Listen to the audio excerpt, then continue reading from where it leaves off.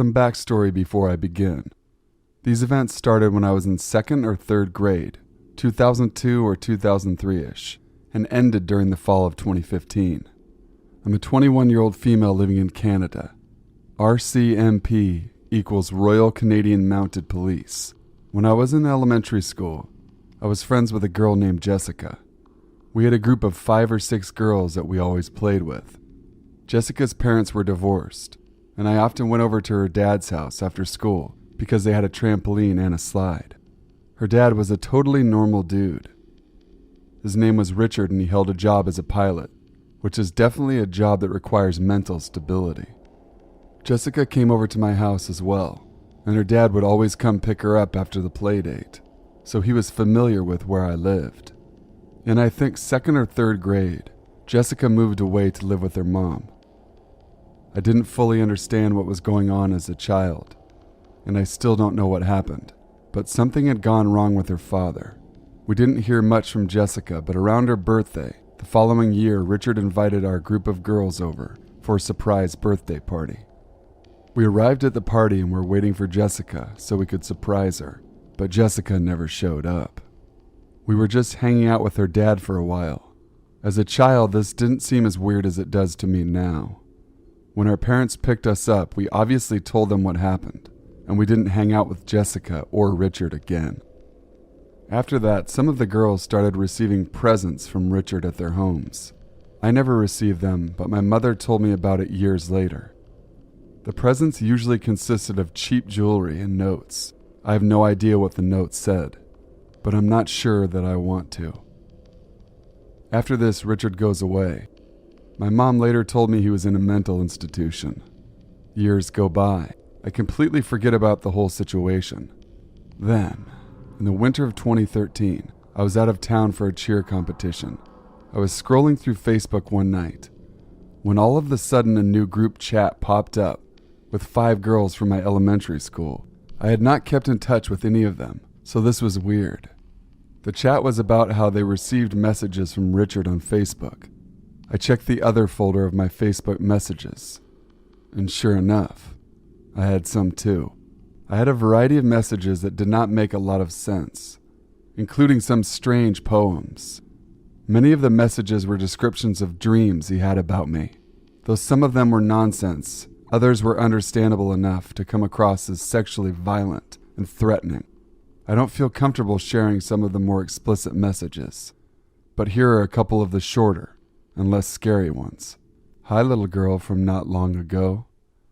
Pristine of pristineness, I want you, I want you, I want you. We're gonna have planets to go to someday, provided you don't melt them first. I'm so proud of you. Stay happy, and I haven't found a way to keep you all off my mind. I can't see the planets till I make you all mine. You're just so rough, and oh, just so fine. As if I'm there, my love's for you I share. It's so indefinite, for it's all about you, that I only care.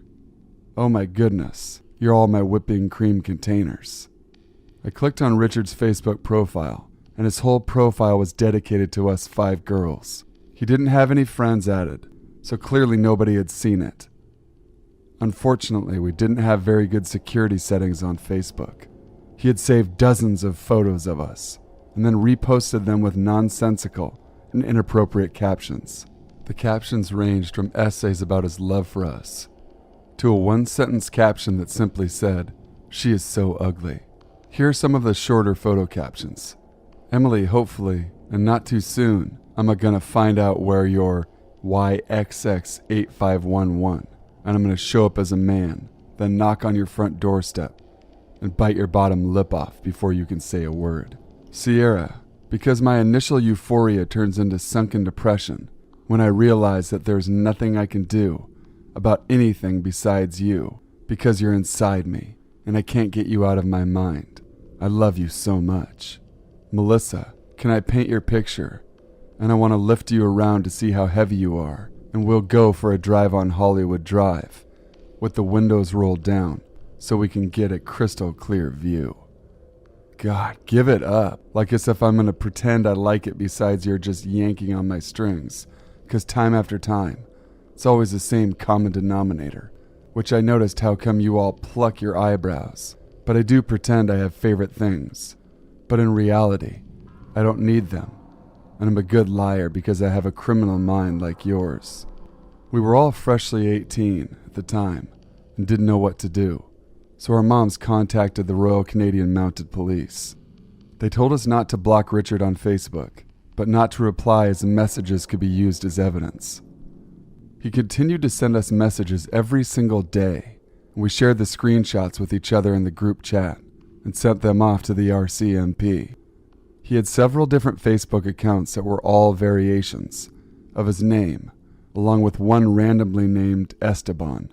One of the girls got in touch with Jessica to find out if she still had contact with her father. She only saw him on supervised visits every once in a while. She was very embarrassed and apologized a lot. She was a super sweet girl, and obviously none of us were upset at her in any way. Eventually, Richard was charged with 5 counts of criminal harassment. He pled guilty and went to jail for around 5 months. When he got out, there was still a no contact order in place, meaning that he could not contact any of us girls or come within a certain radius of our homes. He was not allowed to use the internet either. I'm not sure how all of this works, but this is what the constable handling the case told me. However, not surprisingly, he started contacting us on Facebook again. He went back to jail for breaching his probation. It was the summer of 2015 and he got out again. I started receiving more messages. I immediately wrote on the group chat to see if the other girls had gotten anything. They hadn't. It was just me. I immediately contacted the police. It seems they had forgotten to include my name on the no contact order. He knew not to contact the other girls, but thought it was still safe for him to contact me. This time things got worse. I had just started working at a new job, and being the idiot that I am, I had my workplace public on my Facebook profile. One day I came into work and there was a package waiting for me. I was obviously confused because I would never order something to be delivered to my work. I opened it up with my managers, and there was weed inside along with a disc with encryption software on it. He had mailed me weed to my work. I knew immediately that this was him, and awkwardly explained the situation to my managers, who thought it was hilarious. The security in my office tower was alerted and given a photo of him. They began walking me to my bus stop after my shifts. It was scary knowing that he knew where I worked. At this point, I hadn't seen Richard in years, but it was clear that he was mentally unwell. I had absolutely no idea what he was capable of, or what his motives were. The RCMP did not seem to take this case very seriously, and they moved very slowly, passing the case around to various officers. Meanwhile, I was terrified. I could hardly walk down my street at night without freaking out. Every time somebody knocked on my door while I was home alone, I would drop whatever I was doing and hide under the kitchen counters. I had not moved since I was a child, so it was very possible that he remembered where I lived. The packages kept coming. I received more weed in several different forms, including cookies, what appeared to be cocaine, and a key to his apartment, along with some miscellaneous items. I opened all of the packages at the police station. One of the packages included a USB stick with a bunch of audio recordings on them, but I decided it was better for me not to listen to them. The return address on the packages was to a random P.O. box in another city that did not belong to Richard, and no fingerprints were found on the packages.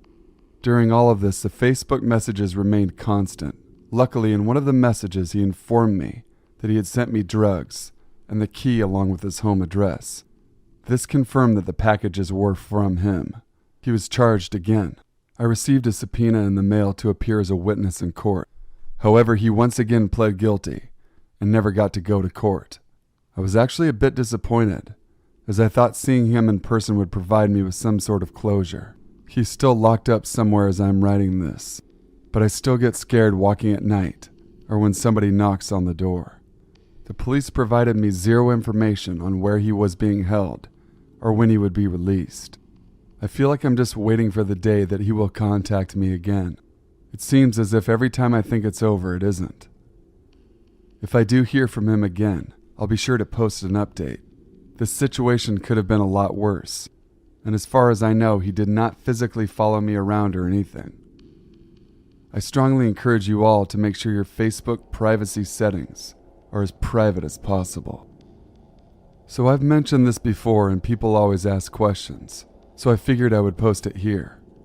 When I was a little kid, my father was diagnosed with schizophrenia. It quickly became very severe.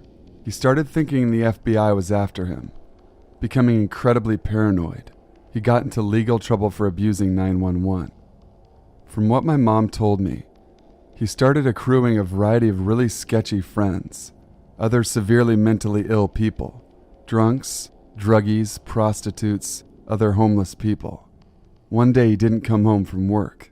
This was before cell phones, but when my mom called his work, they said he had left and everything seemed normal. She called our family members, some of his real friends from before he got sick, coworkers, and a ton of other people. Nobody knew anything. Nobody had seen him. When he didn't show up at home by bedtime, my mom called the police and explained to them that my dad had left without any of his belongings, except for his wallet and his car, and nobody knew where he was. They eventually agreed to allow her to file a missing persons case. His car was found abandoned outside a shopping center 2 weeks later in New Jersey, 200 miles away from our home in Maryland. Since then, there have been no developments in the case. No activity on his credit cards. No family or friends have heard from him. He's considered an endangered missing, and the detective on the case suspects foul play. Fast forward 15 years. I'm attending college 6 hours away from home, living in a rented house off campus with a few friends. While I'm at class one day, 2 disheveled-looking middle-aged men knock on my door and in a very polite tone ask for me by my full name, saying they need to speak to me, that they are friends of my father. My roommate said they seemed friendly enough at that point, and he started asking them normal questions: who they were, if they wanted to leave a message, how I could contact them when I got home. They gave really dodgy answers and kept turning the questions back on me. Where was I? Could they get my cell phone number? Was the car in the driveway with the Maryland tags mine?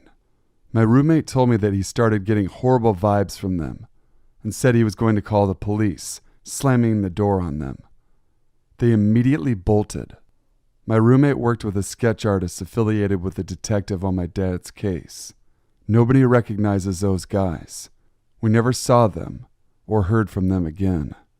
So creepy guys who potentially know something about my dad's disappearance, let's not meet.